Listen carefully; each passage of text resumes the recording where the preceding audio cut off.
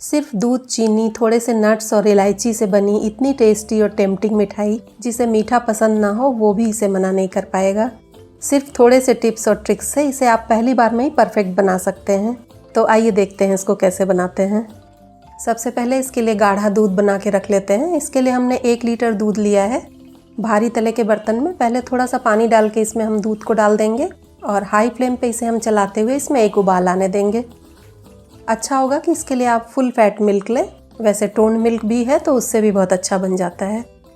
दूध उबलने लगा है, इसकी फ्लेम थोड़ी सी धीमी करेंगे, बहुत ज़्यादा धीमी नहीं करना है और इसे हर 1-2 मिनट में चलाते रहेंगे जिससे इसमें मलाई न जमने पाए।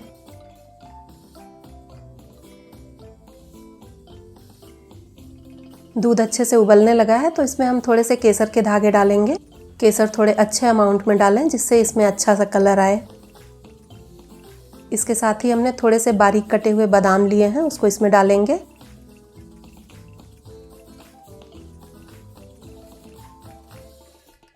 थोड़ा सा बारीक कटा हुआ पिस्ता लिया है हमने, इसको भी इसमें डाल देंगे। पिस्ता और बादाम दूध के साथ पक के बहुत टेस्टी लगता है तो इसे अच्छे अमाउंट में डालें। इसे एक बार अच्छे से चलाएंगे। हमने इसे बनाने के लिए कोई कलर यूज़ नहीं किया है। केसर से ही इस दूध में बहुत अच्छा कलर आ जाता है, बशर्ते कि केसर अच्छे ब्रांड की हो। वैसे ये ज़रूरी नहीं है कि रसमलाई में पीला कलर हो। अगर आप चाहते हैं कि इसका कलर पीला आए और केसर से अच्छा कलर नहीं आ रहा है तो आप थोड़ा सा इसमें कलर भी डाल सकते हैं। अब इसमें हम आधा कप चीनी डालेंगे। ये करीब 13 चम्मच चीनी है। चीनी डालने के बाद भी हम इसे अच्छी तरह से मिक्स कर लेंगे और इसे बीच बीच में चलाते हुए थोड़ी देर के लिए पकाएंगे। चीनी डालने के बाद दूध थोड़ा पतला हो जाता है तो चीनी डालने के बाद इसे पकाना बहुत ज़रूरी है। इस तरह से हर 1-2 मिनट में इसे चलाते रहें जिससे इसमें मलाई ना जमे।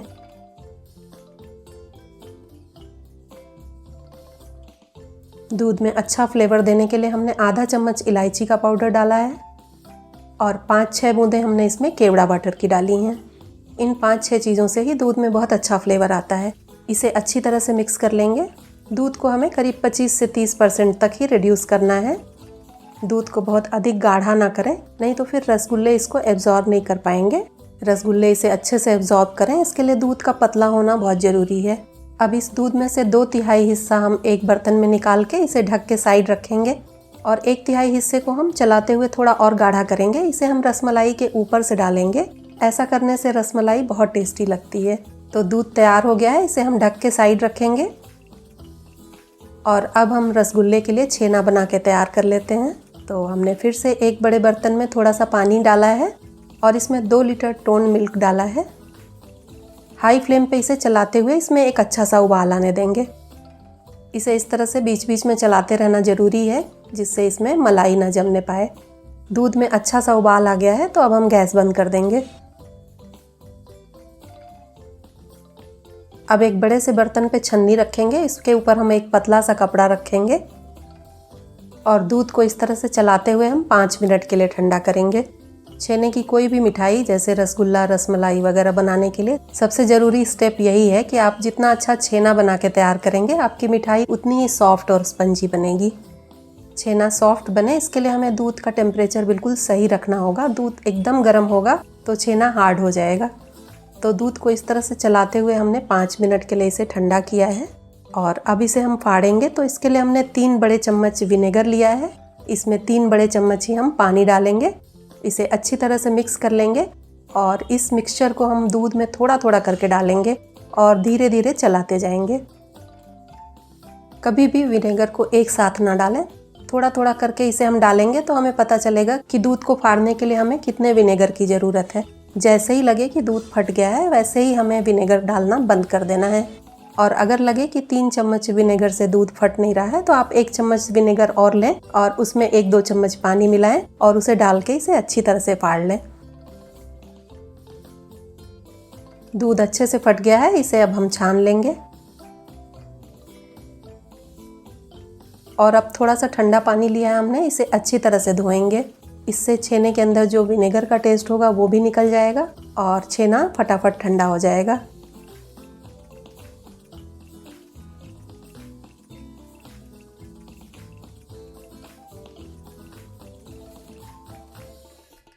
अब इसके पानी को हम इस तरह से अच्छे से निचोड़ेंगे। इसे अच्छी तरह से घुमा घुमा के तब तक निचोड़ें जब तक पानी की एक अच्छी सी धार निकल रही है।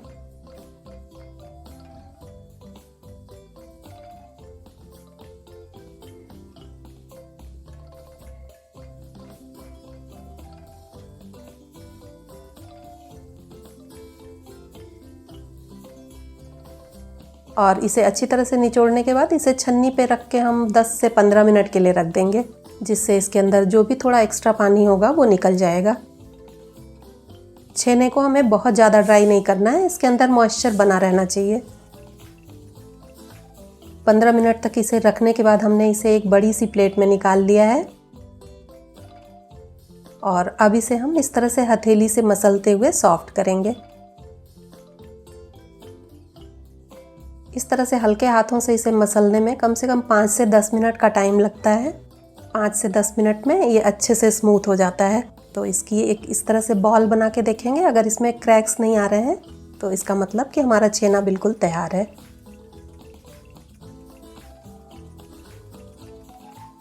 अब अगर आपको लगे कि छेना बहुत ज़्यादा ड्राई हो गया है, आपने पानी बहुत ज़्यादा निचोड़ दिया है, छेना ड्राई लग रहा है, तो आप इसमें 1-2 चम्मच पानी भी मिक्स कर सकते हैं और उसके बाद उसे अच्छी तरह से मसल लें तो ये बिल्कुल सॉफ्ट हो जाएगा।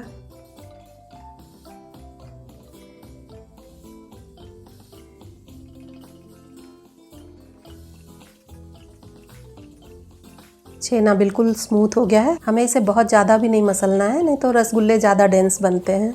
तो इस तरह से ये जब छेना बन के तैयार हो जाए तो इसमें बाइंडिंग के लिए हमने 1 छोटा चम्मच कॉर्नफ्लोर का डाला है। आप चाहें तो मैदा भी डाल सकते हैं इसकी जगह पे। कॉर्नफ्लोर डालने के बाद भी हम इसे अच्छे से मिक्स कर लेंगे, जिससे ये चारों तरफ से बराबर से मिक्स हो जाए।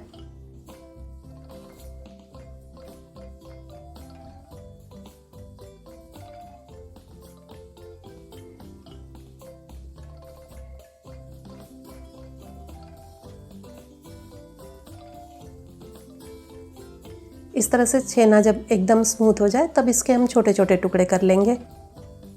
2 लीटर दूध से बने छेने से हमने 18 पीस रसमलाई के बनाए हैं। आप जिस साइज़ की रसमलाई बनाना चाहते हैं, लोई को उसका हाफ साइज़ का रखें, क्योंकि पकने के बाद ये डबल हो जाती है। तो इस तरह से इसके पोर्शन बनाने के बाद हम इसे साइड रखेंगे और चाशनी बनाने के लिए हम गैस पे एक बड़ा बर्तन रखेंगे। इसे बनाने के लिए आप जितना बड़ा से बड़ा हो सके उतना बड़ा बर्तन रखें। तो एक कढ़ाई में हमने 2 कप चीनी लिया है, ये करीब 400 ग्राम चीनी है और इसका 4 गुना पानी डालेंगे। हमने उसी कटोरी से 8 कप पानी इसमें डाला है।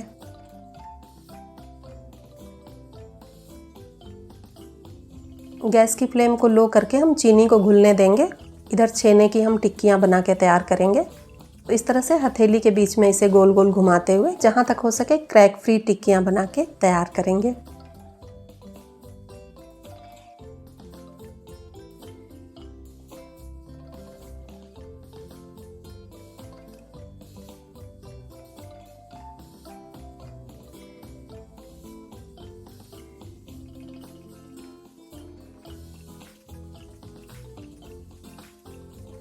जब सारी टिक्कियाँ बन जाएंगी तब गैस की फ्लेम को हम हाई करेंगे और इसे एक ढक्कन से अच्छी तरह से कवर कर देंगे, जिससे सिरप में अच्छा सा उबाल आने लगे। सिरप जब इस तरह से अच्छे से उबलने लगेगा तब इसमें हम एक एक करके टिक्कियों को डालेंगे।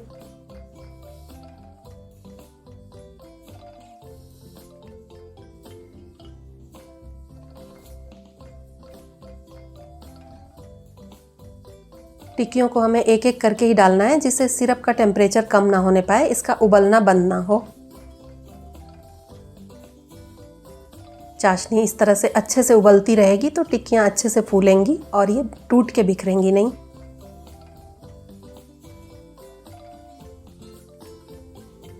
सभी टिक्कियों को हमने एक एक करके इसमें डाल दिया है और इसे अच्छी तरह से कवर करके हाई फ्लेम पे पकने देंगे। इसे 6-7 मिनट के लिए बिल्कुल इसी तरह से ढका रहने दें। 6-7 मिनट के बाद ही हम ढक्कन हटाएंगे और इसे हिलाएंगे। ढक्कन हटा के देखेंगे, टिक्कियों को हम हल्का सा हिला देंगे, जिससे ये आपस में चिपके नहीं।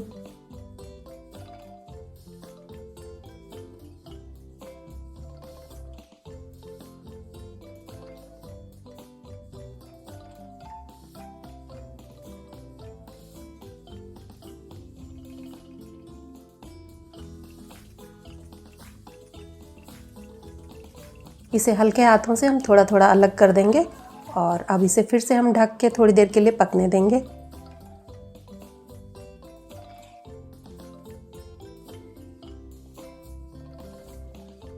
चार 5 मिनट के बाद हम इसे फिर से देखेंगे।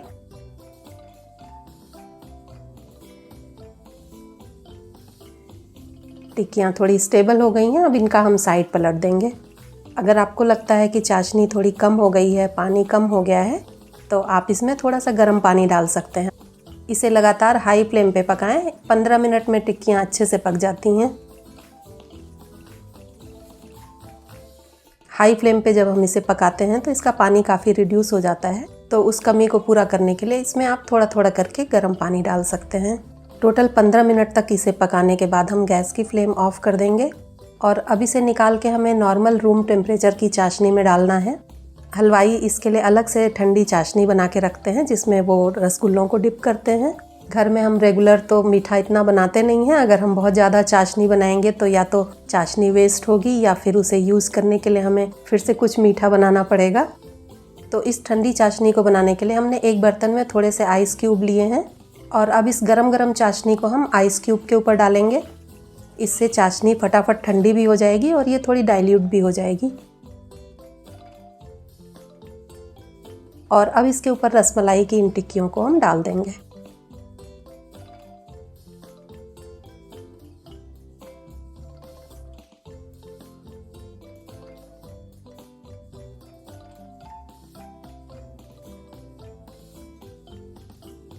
चाशनी फटाफट ठंडी भी हो गई है और अब इसके बाद जो एक्स्ट्रा आइस क्यूब है उसे हम निकाल लेंगे।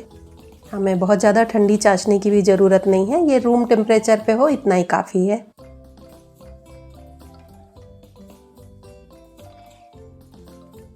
कढ़ाई में बची हुई चाशनी को भी हम इसी में डाल देंगे। अब इस चाशनी में ही हम इसे 10-15 मिनट के लिए छोड़ देंगे। रसमलाई की टिक्कियाँ जब पूरी तरह से ठंडी हो जाए तब इसे हल्के हाथों से हम प्रेस करते हुए इसका सारा रस निचोड़ देंगे। इसे अच्छी तरह से निचोड़ेंगे तभी ये टिक्कियाँ दूध को अच्छे से एब्जॉर्ब करेंगी।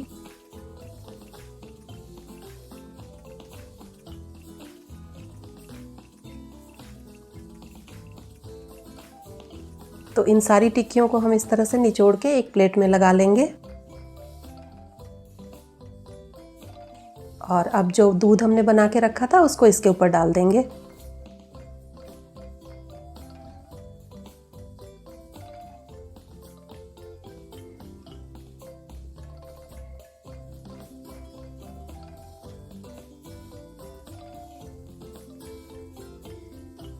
इस तरह से इसे अच्छी तरह से दूध में डिप करने के बाद इसे कवर करके हम कम से कम 4-5 घंटे के लिए रखेंगे।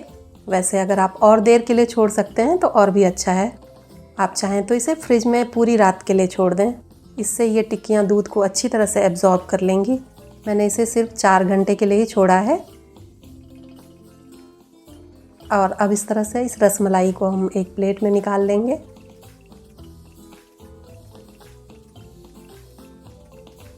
थोड़ी सी रबड़ी जो हमने गाढ़ी करके रखी थी उसको इस तरह से इसके ऊपर डालेंगे और थोड़े से बारीक कटे हुए पिस्ता और बादाम से इसे गार्निश करेंगे। तो इस तरह से रसमलाई दूध को अच्छे से एब्जॉर्ब भी कर लेती है और गाढ़ी की हुई रबड़ी जब हम इसके ऊपर डालते हैं तो इसका टेस्ट और भी बहुत ज़्यादा बढ़ जाता है।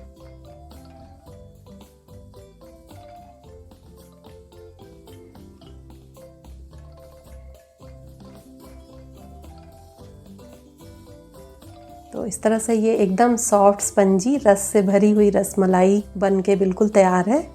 त्योहारों का सीज़न शुरू हो रहा है और इसे बनाना इतना मुश्किल भी नहीं है। थोड़े से ध्यान से इसे बनाएं तो पहली बार में ही आप बहुत अच्छा रसगुल्ला रसमलाई बना के तैयार कर सकते हैं। और एक बार अपने हाथ का बना रसगुल्ला रसमलाई अगर आप खा लें तो बाहर वाला तो भूल ही जाएंगे। तो इस तरह से इसे बनाएं और एंजॉय करें।